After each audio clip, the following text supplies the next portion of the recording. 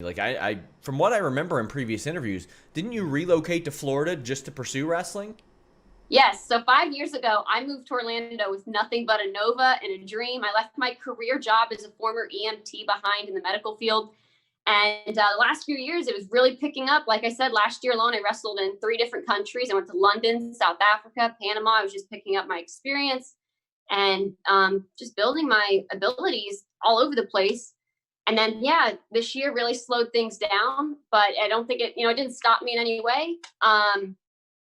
It's just a little speed bump on my journey. So You've also mentioned in previous interviews that your father brought you up liking wrestling, and you kind of looked at some of the people like Sasha Banks and Paige and said, you know what, I'm kind of their size. Maybe I could make this work. Was there beyond that? Was there a particular match that made you go, "This is it"? Was there any particular thing, or were you always just like, "Man, I'd like to do that"? absolutely, pretty much what you said. I watched wrestling since I was a kid growing up. My dad always had it on TV. My sisters, I'm one of 5 kids. I have a brother and 3 other sisters. They would go to the matches with us. Like we went to Savannah Civic Center. We'd see Batista and Rey Mysterio. We'd make posters and stand on the chairs with little girls. But they never really stuck with it. Even when I was an EMT, I still tried to keep up with it and watch it.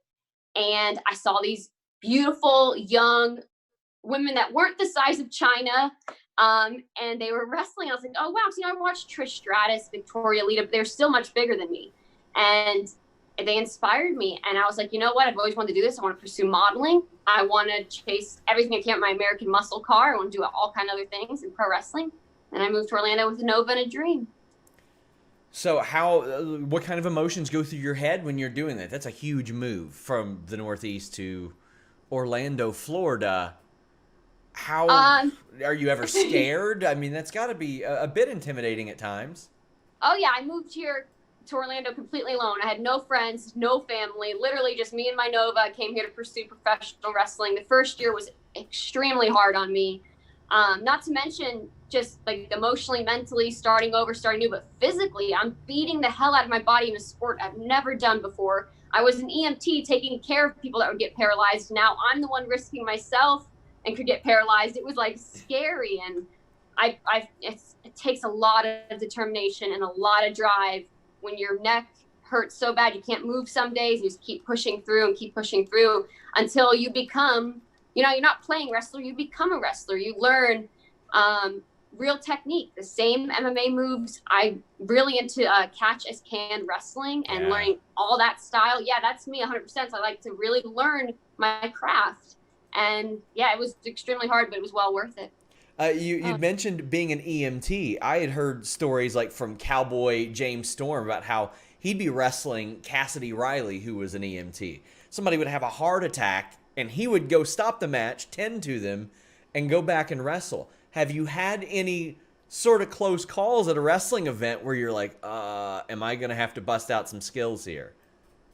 Um, when I first started, I remember I was doing a show out in Tampa, and I believe it was Veda Scott. She got a concussion, and I helped her in the back. I don't even think she remembers it, to be honest. But I helped her and checked on her. Yeah, there's only been a few times, like at training one night, one of the young kids, he got concussed. His dad picked him up, and I helped take care of him.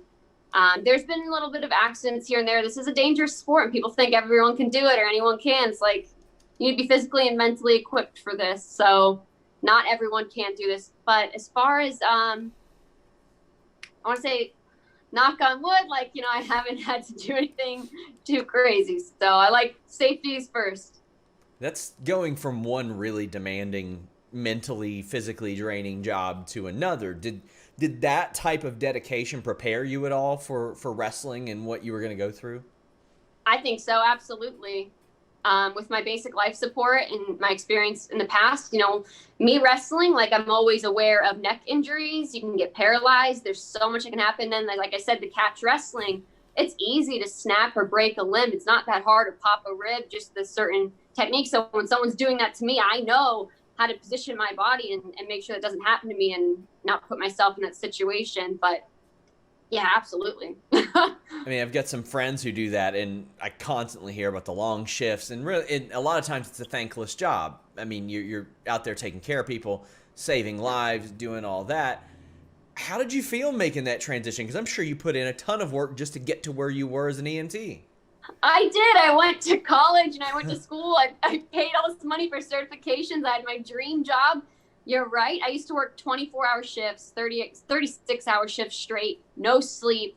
I was young then, so I didn't even like drink coffee or Red Yeah. Bulls. You know, the pure adrenaline rush like would wake you up and you just went. You're not the You went on the 46 call. years old that you are now. No, no. Exactly.